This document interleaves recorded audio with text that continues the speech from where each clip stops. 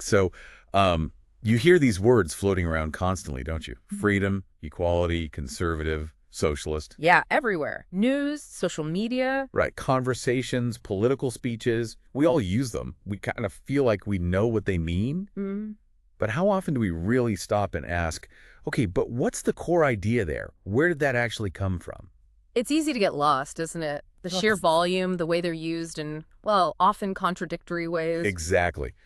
Powerful words, but often confusing. Absolutely. And they're not just labels you slap on things. They represent, fundamental ways people think about society, about power. About how the world should work. Precisely. They're bedrock ideas. Trying to understand politics without grappling with them. It's like trying to build a house without understanding the foundation. Yeah, good analogy. Yeah. So that's our mission today. We're diving deep into something fundamental, ideology and ideologies. We want to unpack this sometimes tricky concept of ideology. What is it? How does it function? Why is it so central to politics? And, crucially, how the whole landscape of these big ideas has shifted really dramatically over time. And for this deep dive, we're drawing our insights from material presented in Andrew Haywood's text, Political Ideologies and Introduction. Which gives a really helpful, structured way to explore these complex systems of thought. Definitely. So, for you joining us on this deep dive, the goal is simple, to walk away with a much clearer picture of the fundamental political ideas and concepts that, well, shape our world. You'll get a handle on how different people, different perspectives even define ideology itself. Is it truth? Is it just a way to hide the truth? That kind of thing. And you'll gain insight into what the emergence of what we often call new ideologies tells us about the kind of society we live in today. Think of it as a shortcut, maybe. A shortcut to being genuinely well-informed on the foundational elements of political thinking. Welcome to the deep dive. Ready to start digging? Let's do it. And let's start right at the beginning with a question that seems simple, isn't. It's something the source material really grapples with. Okay, what's that? Just how important are ideas, these ideologies, in the real world of politics? Are they actually driving things, or are they just, well, decoration? The classic debate. Right. It always seems to boil down to two opposing camps. Pretty much. On one side, you've got the realists, the cynics, maybe the pragmatists. The ones who say politics is basically just a naked struggle for power. Exactly. Yeah. And from that perspective, ideas, values, ideologies, they aren't the real motivations. They're just tools. Right. The source calls them propaganda, a convenient form of words, a collection of slogans. Things you use purely to mobilize support, win elections, gain control, keep control. Just window dressing, as the source puts it, masking the grittier reality underneath. Yeah, the reality of who has power and how they're fighting to keep it. And the source links this skeptical view to certain philosophical or psychological perspectives, like behaviorism. Right, behaviorism in psychology. At its most extreme, it sees humans almost like, what, biological machines. Kind of. Our actions, our choices, even our political leanings aren't seen as products of conscious thought or deep belief. They're just conditioned responses to external stuff, rewards, punishments, things in our environment. Exactly. So from that angle, our thinking, our ideas, our values, beliefs about justice or freedom, they're simply an irrelevance. So if our behavior is just a knee-jerk reaction, then complex things like political ideologies, they don't actually cause anything. In that view, no, they're just an output of the conditioning, not a driver. You react because you've been trained to, not because you've thought through and committed to democracy or socialism. And then there's a related idea, though, from a different field, mentioned in the source, a crude form of Marxism associated with dialectical materialism. Okay, and what's the link there? Well, this view argued that ideas don't really have any independent existence or significance on their own. Political ideas, religious beliefs, cultural values. They could only be understood how? As direct products of the underlying economic or class interests. So, if you believed in free markets, that wasn't an intellectual choice. It was just reflecting your position as, say, part of the owning class. That was the argument. Or, if you supported revolution, that was a reflection of the working class's interests. Ideas have a material basis. They have no meaning or significance on their own, apart from the economic structure that spat them out. Pretty much. Purely derivative. Just reflections of material conditions and class struggles. So that's the skeptical side. Ideas are either irrelevant conditioning or just echoes of economic forces. They aren't really creative. They don't drive things. But then, of course, you have the complete opposite perspective, the idealists. Right. They argue that ideas and theories are the primary force, the wellspring of human action. They believe it's abstract thought, the work of philosophers, writers, theorists, that truly shapes history and society. And the source uses that really striking quote from John Maynard Keynes' The Economist. Oh, yeah, the one about practical men. That's the one. Practical men who believe themselves to be quite exempt from any intellectual influences are The actually... slaves of some defunct economist. It's brilliant. It really makes you think, doesn't it? People who see themselves as purely pragmatic, just getting things done. They're actually just following the script written years ago by some academic they've probably never even heard of. And Keynes didn't stop there. He added that madmen in authority who hear voices in the air Are distilling their frenzy from some academic scribbler of a few years back. Wow. It paints this vivid, maybe slightly unnerving picture. How these abstract thinkers, maybe dismissed as irrelevant academic scribblers, Can end up having this profound, sometimes radical influence on the world through leaders who pick up their ideas. it really highlights the power people attribute to these theoretical blueprints. And the source backs this up with historical examples. Like classical economics, Adam Smith's, David Ricardo. Their theories didn't just describe the economy, they provided the intellectual foundation that actually shaped modern capitalism. Or Marx and Lenin. Their ideas weren't just reflections of revolution. They were the guiding principles, the actual blueprint for the Soviet Union, the whole communist movement. And you absolutely cannot understand Nazi Germany without grappling with the doctrines Hitler laid out in Mein Kampf. These weren't theories that came after the fact to explain things. No. They were the guiding theories that led to the events. They provided the structure, the justification, the vision for radical change. So this idealist view sees ideas as incredibly powerful, active forces, capable of fundamentally changing the world. Okay, so you've got this stark contrast. Ideas are irrelevant noise, or ideas rule the world. Which one is it? Well, the source, trying to find a middle ground, argues that both of those extremes are probably one-sided and inadequate. The reality is more complex. It suggests it's more of a constant interplay. Political ideas aren't just passive reflections. They do have the capacity to inspire and guide political action. And by doing that, they can actually shape material life, influence economies, social structures, people's lives. Yes, but, and this is the crucial but, they don't just appear out of thin air, totally separate from everything else. They're shaped by their context. Exactly. They're molded by the social and historical circumstances in which they develop, the challenges of the time, the existing power structures, the culture. And also by the political ambitions they serve, the goals of leaders, movements, groups. Right. So ideas influence the world, but the world's circumstances, people, ambitions also influences the ideas. It's a two-way street. A feedback loop. Political theory and political practice are inseparably linked. You can't really understand one without the other. They're constantly interacting, constantly shaping each other. Okay, that makes sense. So how does this interplay actually happen? How do ideas, these ideologies, actually, get their hooks into real-world politics? The source identifies three main ways they operate. Go on. First, they structure political understanding and so set goals and inspire activism. Okay, structure understanding, Yeah. like a lens. Exactly. Think of an ideology as a perspective, a particular lens you use to view the political world. It gives you a framework. A way to interpret events, figure out what the problems are, make sense of complex stuff. Yes, it's like seeing the world through a specific veil of ingrained beliefs. And because it shapes how you understand reality. It then tells you what to do. It sets goals that inspire political activism. Precisely.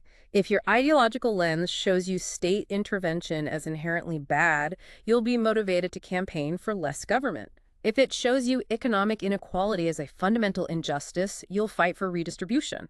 And this creates that tension for politicians, right? Absolutely. The source points out they're pulled between the pragmatic need to win and keep power, which might mean just adopting popular policies. And their underlying beliefs, their ideology about what they actually want to do with that power, what kind of society they want to build. Ideology provides that what-to-do part, that guiding star. Okay, so structuring, understanding, and inspiring action. What's the second way? Second, ideologies shape the nature of political systems themselves.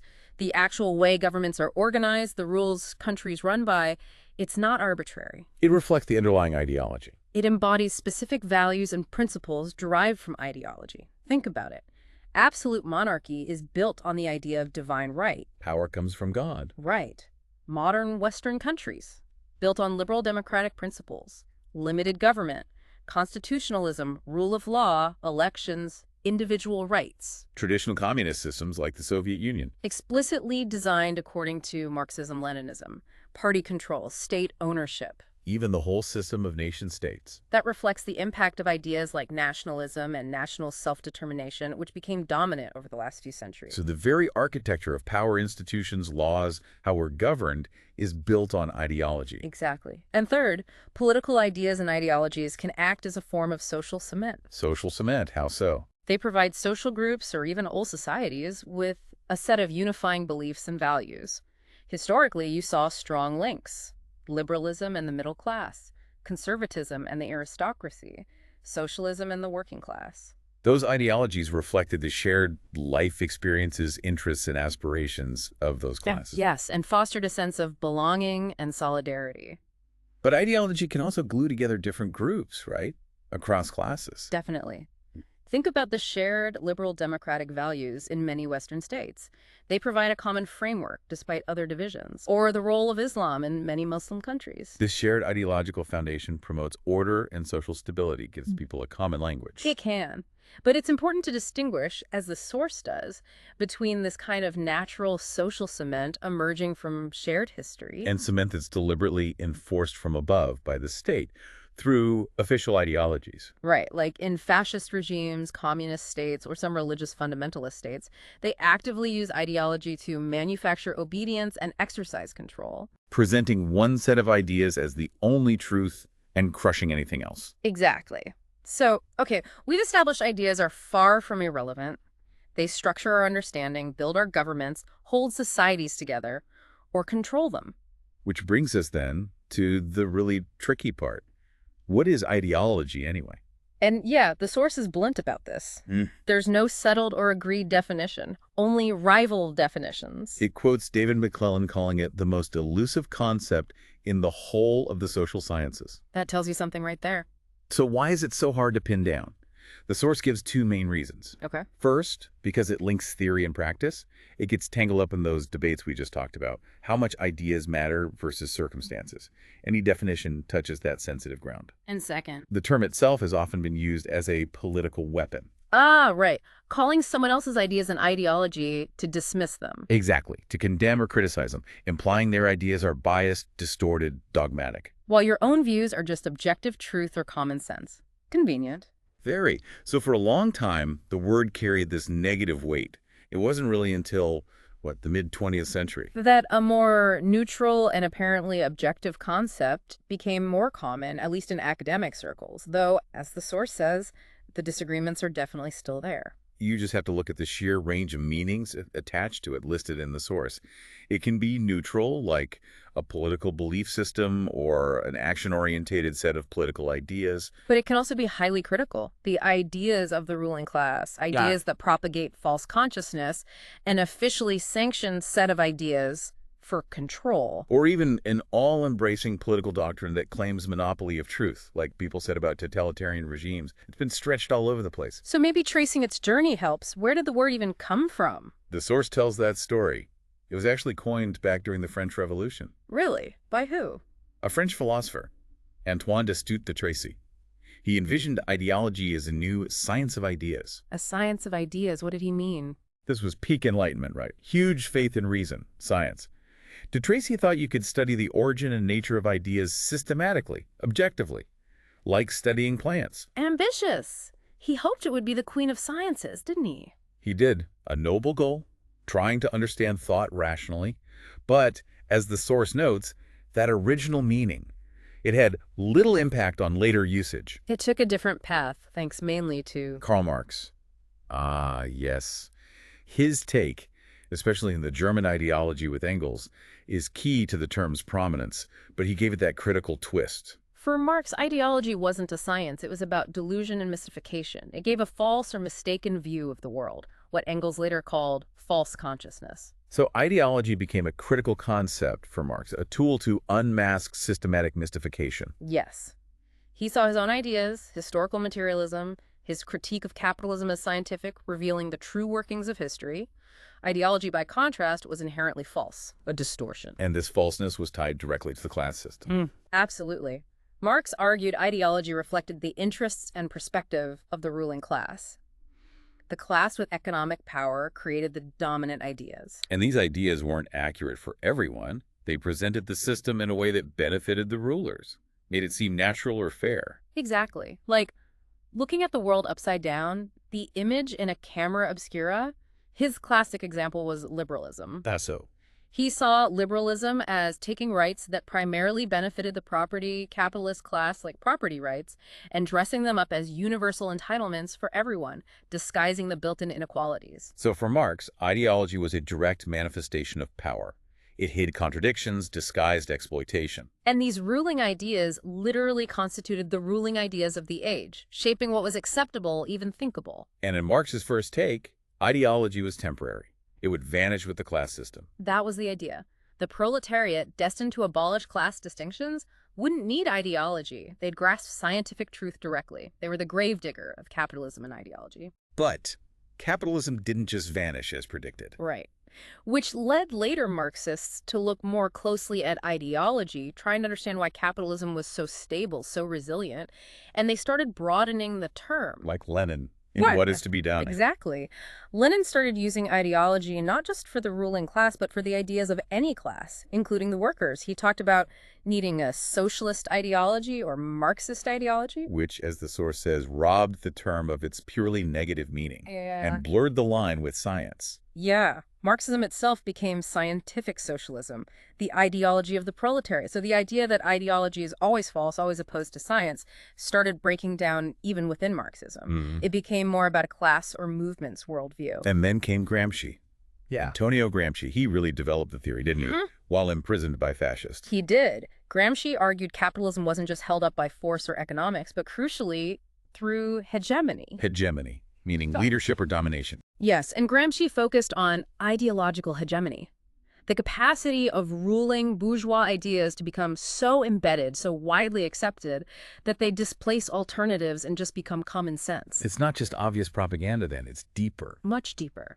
Gramsci showed it was embedded at every level in society. Art, media, education, even language. It's the air you breathe. So to challenge that, Gramsci said the working class needed its own proletarian hegemony, a counterculture. Exactly. Challenge the common sense from the ground up. Following Gramsci, you had the Frankfurt School thinkers, like Herbert Marcuse, one-dimensional man. Right. They were concerned with how advanced capitalism in the West achieved stability, not through force, but by subtly manufacturing legitimacy and consent. Marcuse argued the ideology of this society was almost totalitarian, not with secret police, but by manipulating thought, shutting down opposition. Yeah, he talked about creating false needs, pushing people into being voracious consumers. This focus on stultifying affluence, endless consumption, it paralyzes criticism. That was his argument. Integration becomes the norm. He even provocatively suggested that liberal tolerance could serve a repressive purpose by creating the illusion of free debate while the fundamental capitalist ideology keeps indoctrinating people underneath. Wow, that's a heavy critique, suggesting even our freedoms could be part of the ideological control. It's a powerful idea. So you see, just within Marxism, ideology goes from ruling class lies to any class's worldview to this pervasive, almost invisible force shaping everyone's consciousness. Okay, so that's the Marxist lineage. What about non-Marxist thinkers? How did they handle ideology? Well, they often tried to either neutralize it, strip off the negative baggage, or use it critically against specific types of thought, often contrasting it with their own preferred way. Like Karl Mannheim, you mentioned him trying to create a non-Marxist neutral concept. Right. In Ideology and Utopia, he saw ideologies as defending the existing order, dominant group interests, while utopias represented future change, subordinate group interests. But he thought both were distorted, partial views shaped by social position. Yes. And he made that key distinction. Particular ideologies, individual group ideas, versus total ideologies. Total meaning the whole worldview. The Weltanschauung of a class, society, or era. Exactly. Like Marxism, liberal capitalism, Islamic fundamentalism, those would be total ideologies for Mannheim. And he had that controversial idea about objectivity only being possible for. Who was it? The socially unattached intelligentsia. intellectuals somehow floating free from the social forces shaping everyone else. A bit idealistic, perhaps. Maybe. But his aim was to move past Marx's simple true-false idea and see ideology as a feature of all thinking shaped by social context. Then the 20th century happened. Totalitarianism, the Cold War. Yeah. That must have shaped how liberals saw ideology. Hugely. Liberal theorists, especially during the Cold War, started using ideology in a much narrower, negative way. They applied it mainly to closed systems claiming a monopoly of truth. Primarily fascism and communism. Yes. Thinkers like Karl Popper, Hannah Arendt, Bernard Crick saw these as secular religions, totalizing, all-encompassing systems imposed by the state for social control, demanding absolute conformity. For them, that was ideology. Dangerous, dogmatic ideology. And crucially, in this Cold War view, their own system, liberalism, was presented as the opposite. As an open system, freedom, tolerance, diversity, therefore not an ideology in that bad sense. Pretty much. Ideology was what the other side had. Okay, what about conservatives? How did they view ideology? Well, there's a long-standing conservative distrust of abstract principles and philosophies. Thinkers like Michael Oakeshott in Rationalism in Politics. Skeptical of rationalism, the idea you can design society logically. Deeply skeptical. Oakeshott argued the world is infinitely complex, way beyond our ability to fully grasp or plan. So from that traditional conservative view, ideologies are, what? Yeah. Dangerous abstractions. Exactly. Abstract systems that simplify and distort social reality. They're seen as dogmatic, divorced from the complexities of the real world. Ideology basically equals dogmatism. For that traditional view, yes. They contrasted it with their preferred traditionalist stance, relying on pragmatism, practical wisdom, experience, and history, respecting tradition, being cautious about grand plans. Though the source notes the rise of the highly ideological politics of the New Right changed that tradition somewhat. That's true, a complication later on. Finally, the source mentions the modern social scientific view that gained ground from the 1960s, aiming for neutrality. Yes, trying to be strictly neutral and objective, stripping ideology of its political and negative baggage. This is where you get definitions like Martin Seligger's. Right. Seliger defined it as a set of ideas by which men posit, explain, and justify the ends and means of organized social action. Irrespective of whether such action aims to preserve, amend, uproot, or rebuild a given social order. The key bit being it's action-orientated. Exactly. It's a set of ideas guiding political action, whatever that action aims for, keeping things the same, changing them a bit, or a total overhaul. So under this neutral definition, ideologies aren't inherently good or bad, true or false, open or closed. No, they're just systems of thought guiding collective political action. It's an inclusive concept. Applies to all the isms: liberalism, conservatism, socialism, fascism, feminism, environmentalism. The upside is you can study them comparatively, without bias. Analyze liberalism like you would fascism. But the downside, the source notes, is that by losing that critical edge, the term can become so bland and generalized that it loses its critical edge altogether. If it just means belief system or worldview, does ideology still add anything special? Does it still help us see the power dynamics Marx talked about? It's a fair question. Does it become too watered down? But despite all this complexity, lack of a single definition, the source does land on a working definition to guide the rest of the discussion. Yes, and that definition helps us look inside, understand the inner workings and power of what ideology actually does. And that working definition is A more or less coherent set of ideas that provides the basis for organized political action, whether this is intended to preserve, modify, or overthrow the existing system of power. okay, more or less coherent. Basis for organized political action, aiming to preserve, modify, or overthrow. And this breaks down into three core features, like a blueprint, figure 1.1 in the source. Exactly. First, if a set of ideas does these three things, it's functioning as an ideology. Birth. First, it has to offer an account of the existing order, usually in the form of a worldview. This is the diagnosis. Looking at the present society, power, economy, and analyzing it. What's happening? Why? What's wrong with it or right? Yeah, it gives you that intellectual map of reality from its specific viewpoint. Second, it must advance a model of a desired future, a vision of the good society, the aspiration, the goal. if the present is flawed, what's the ideal future? What society are we aiming for? What values should underpin it? It provides the direction, the target. And third, Third, it has to explain how political change can and should be brought about, how to get from A to B, the strategy, the action plan. given where we are, the critique, And where we want to go, the vision, how do we get there? What methods? Revolution, reform, persuasion. It provides the how-to for organized political action. Diagnosis, vision, prescription. Got it. And the force then says ideology achieves two key syntheses. First, understanding and commitment. Yes, and this is vital for why ideologies are so powerful. They blur the line between what is the description and what should be the vision. So the description isn't just neutral, it's already packed with values. Exactly. While it gives you that map, helps you situate yourself, the description is always deeply embedded within a set of normative or prescriptive beliefs. The way it describes the world tells you what's good or bad about it according to its values. And because it mixes description with values and goals, it gets emotional. It has a powerful emotional or affective character, not just dry theory. It connects with hopes and fears, sympathies and hatreds. That's why political commitment feels so personal. And this mix means facts and ideologies inevitably tend to merge into and become confused with values. Right. It's hard to separate objective description from subjective judgment because the framework itself defines what counts as an important fact, which is why the source argues you can't really make that clear distinction between ideology and science that Marx tried to. All political understanding is shaped by these frameworks. Which leads to seeing ideologies as paradigms, like in science, using Thomas Kuhn's idea. Exactly. Just like a scientific paradigm sets the assumptions and questions for research, an ideology provides the set of principles, doctrines, and theories that structure the process of intellectual inquiry in politics. It's the framework for political knowledge, the language of political discourse, like how Western political science often works within liberal assumptions. Precisely. And this paradigm idea leads to that fascinating point about the invisibility of your own ideology.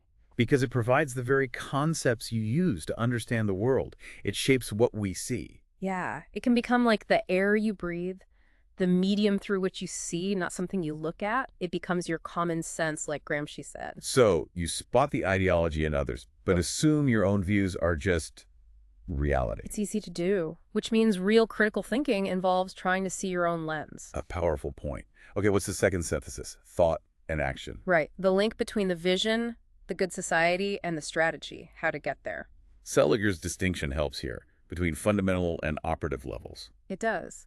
Fundamental is the abstract ideas, the philosophy Locke, Mill, Hayek, Marx developing theories.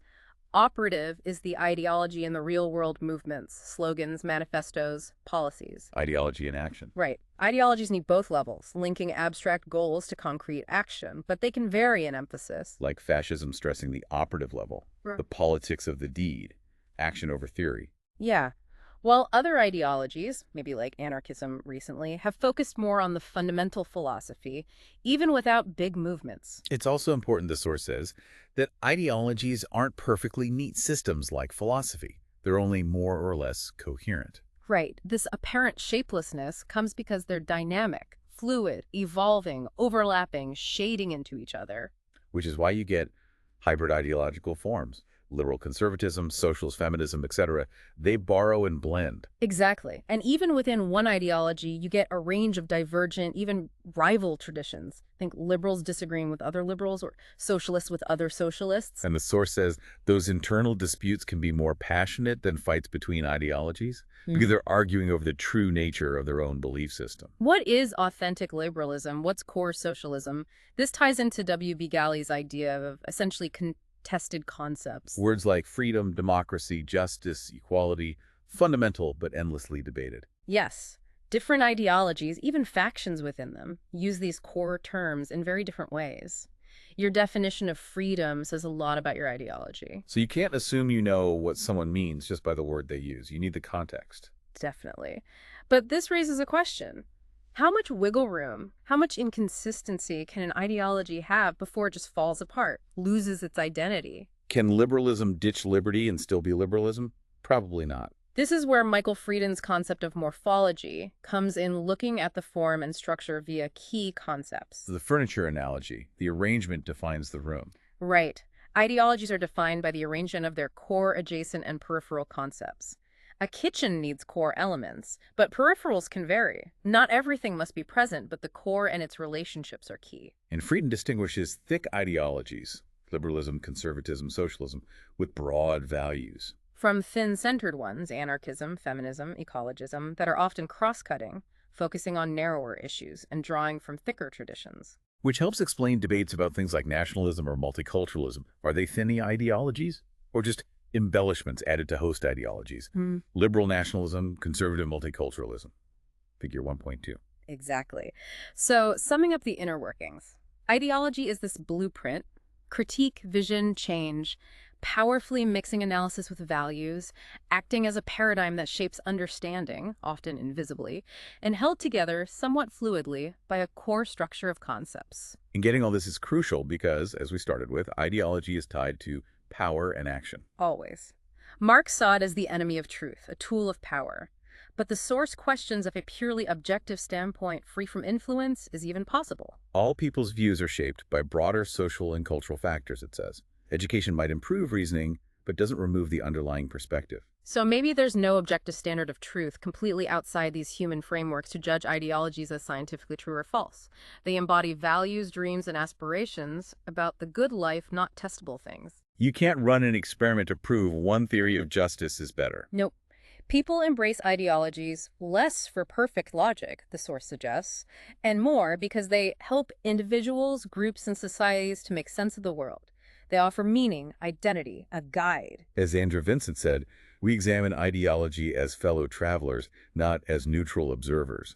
We're all inside a framework somewhere. But while not scientific truth, ideologies do embody a claim to uncover truth. They act as regimes of truth, defining what's real or important within their system. And as regimes of truth, ideology is always linked to power. Competing ideas try to prioritize certain values, legitimize certain theories. That support a certain way of organizing society. By providing these intellectual maps, ideologies define our relationship to the larger structure of power. They either uphold that structure, making it seem fair or natural, or challenge it, highlighting injustice, promoting alternatives. It's incredibly powerful how these idea systems mesh with the very fabric of power. And understanding that helps us see how the whole evolving landscape of political ideas has changed over time, particularly since the late 18th century. Right. The source notes the content and prominence of ideologies have changed significantly, and the pace picked up dramatically after the 1960s. The story really kicks off with that huge transition from feudalism to industrial capitalism, late 18th century. That gave birth to the classical ideologies. Liberalism, conservatism, and socialism, they weren't just describing the change, they were competing responses, offering different visions for this new industrial world. Liberalism championing the individual, market, limited government, often for the rising middle class. Conservatism defending the old order, tradition, hierarchy linked to the aristocracy. Socialism critiquing capitalism's inequality, stressing community, equality, the ideology of the new working class. And through the 19th century, they firmed up their doctrines, got linked to classes and parties. The main fight was economic, capitalism and socialism. Which created that familiar left-right divide. Left wanting to reform or abolish capitalism, Right. wanting to defend or extend it. Exactly. Leading to that simple, linear political spectrum idea: communism on the far left, fascism far right, others in between, figure 1.3. A battle supercharged by the 1917 Russian Revolution. Definitely. It sharpened the capitalism versus socialism fight globally. For much of the 20th century, especially the Cold War, world politics was structured by that ideological clash: capitalist West versus communist East. But then fascism complicated things in the 1920s and 30s. Yeah, often put on the far-right anti-communist hierarchical. But it also had radical elements, sometimes critical of capitalism, and brought ideologically new ideas: extreme nationalism, militarism, anti-Westernism, politico-spiritual renewal. The source even links some of those themes to religious fundamentalism today. And the big complication for the simple line spectrum was that communist and fascist regimes, supposedly opposites, Look disturbingly similar in practice: repressive, authoritarian, totalitarian, single-party rule, state control, crushing dissent. These similarities between the extremes made people question the linear model. Leading to ideas like the horseshoe-shaped political spectrum, figure 1.4, where the extremes bend around and get closer to each other at the top. Away from the more tolerant democratic center, Hmm? liberalism, social democracy, moderate conservatism, suggesting the extremes share a rejection of pluralism. Exactly. So Even before the really big shifts later, the old map was already looking shaky. And then, since the 1960s, the ideological landscape has been fundamentally transformed. Not just the classical ideologies, liberalism, conservatism, socialism undergoing radical redefinition. But a whole wave of new ideological traditions emerging or gaining ground. The source lists examples: feminism, ecologism, environmentalism, religious fundamentalism, nationalism, various forms, multiculturalism, and notes older ones like anarchism and fascism reemerging or changing, figure 1.5. Though the source warns new can be misleading, many have older roots. And they often draw on classical ideologies, right? Creating hybrids. Liberal feminism, socialist feminism, green conservatism. Yes, they're new, mainly because they push different issues to the forefront: gender, environment, culture, faith issues that weren't central in the old capitalism versus socialism fight. They offer fresh and challenging ideological perspectives. So what drove this huge transformation? The source points to three main factors. Okay, number one. The shift to post-industrial societies and new social movements, moving from manufacturing-based economies with strong class So identities. societies based more on services, information, knowledge. In richer post-industrial societies, the basic struggle for material subsistence often becomes less pressing for many, which opens space for other concerns. Quality of life issues, post-material issues, like morality, justice, identity, gender equality, peace, environment, animal rights. Exactly. And society structure changes too, more individualization. Traditional thick bonds of class or nation become thinner, more fluid. Identity is more chosen. And this environment nurtured the new social movements: women's, environmental, peace, LGBTQ plus rights movements, often issue-focused, not class-based. Yes, and these movements reshaped political identities and articulated new ideological agendas around these post-material and identity concerns. Okay, second driving force. The collapse of communism and the changing world order, 1989 to 1991, huge impact. Obvious impact on socialism, right? Soviet Marxism-Leninism exposed as a spent force, economic failure, authoritarianism. Even democratic socialism was hit. Less faith in top-down state control, more acceptance of markets. And this socialist retreat created a vacuum, allowed other forces to rise. Like ethnic nationalism surging in post-communist states and religious fundamentalism gaining influence, especially in the developing world, no longer overshadowed by the Cold War struggle. The source also mentions 9/11 and the War on Terror, highlighting new, maybe cultural or religious ideological battle lines. Huntington's clash of civilizations idea. Right. Suggesting future conflicts might be less about economics, more about culture. And a third driver. Globalization and cosmopolitan sensibilities. Globalization as this complex of processes, economic, cultural, political, creating more interconnectedness. With two opposing effects. One is homogenization, the world flattening out, associated with the spread of liberalism markets, democracy, cosmopolitan sensibilities. Cosmopolitanism being the idea of a single human community. Universal rights, global obligations. Right.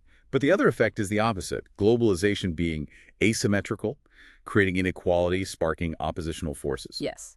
Contributing to things like religious fundamentalism reacting against Western dominance, Barber's jihad versus Macworld. And also fueling the anti-globalization, anti-capitalist movement, giving new life to older critiques like anarchism, feminism, ecologism. Exactly. So these huge forces, post-industrialism, communism's collapse, globalization, have totally reshaped the ideological playing field. Moving us away from those clear industrial-era battles. And the source sums up the key differences between classical and new ideologies in three shifts. Yes. First, the shift from economics versus culture. Classical ideologies focused on economic organization, class, social justice. New ideologies, much more concerned with culture values, beliefs, lifestyles, identity, recognition, less purely about economic well-being. Second, the shift from social politics versus identity politics. Classical ideologies often tied strongly to social position, especially class. New ideologies offer ideological options more like a lifestyle choice, emphasizing personal choice and self-definition, reflecting that individualization trend, politics as who you are. Right. And third, the shift from universalism versus particularism. Classical ideologies like liberalism and socialism often have that Enlightenment belief in a common humanity, promoting universal values, universalism. But many new ideologies stress differences based on gender, ethnicity, culture, religion, locality, practicing the politics of difference. Exactly. Highlighting unique group experiences, demanding recognition for distinct identities, particularism. That is a huge shift from broad economic critiques and universal visions, often class-based. To ideologies focused on culture, specific group identities, and individual self-definition. And these shifts are all interacting, sometimes clashing, sometimes blending, creating the complex, maybe fragmented political world we see today. It's a very different landscape. Okay, so we started this deep dive acknowledging the confusion around basic political words. We journeyed through that whole debate about whether ideas matter or if it's just power. Concluding, they're deeply intertwined. Ideas shape action and power shapes ideas. We saw how ideology itself is contested, evolving from Marx's critique to a neutral tool. We explored its inner workings, the blueprint, the mix of facts and values, the paradigm effect, its invisibility. And finally, we track the transformation of a landscape from the classical ideologies grappling with industrialism to the new ones driven by post-industrialism, communism's fall, and globalization. With that fundamental shift from economics to culture, social position to identity, universalism to particularism. Understanding this history, these dynamics, it's absolutely vital if you want to make sense of the political debates and movements happening right now. It helps you look beneath the surface, see the underlying frameworks, the values, the assumptions in others, and maybe even in yourself, becoming aware of that veil of theories. Which leaves us with a final thought for you to take away. Given this big shift we've discussed, from universal claims about common humanity or broad classes towards ideologies stressing particular identities and differences. This move from universalism and social politics towards particularism and identity politics. What does that fundamental change mean for the challenge of finding common ground? Building consensus, addressing shared problems that affect everyone in the political landscape today. How do we navigate a world where the very maps people are using to understand reality seem increasingly different? Something to chew on. Thanks for diving deep with us today.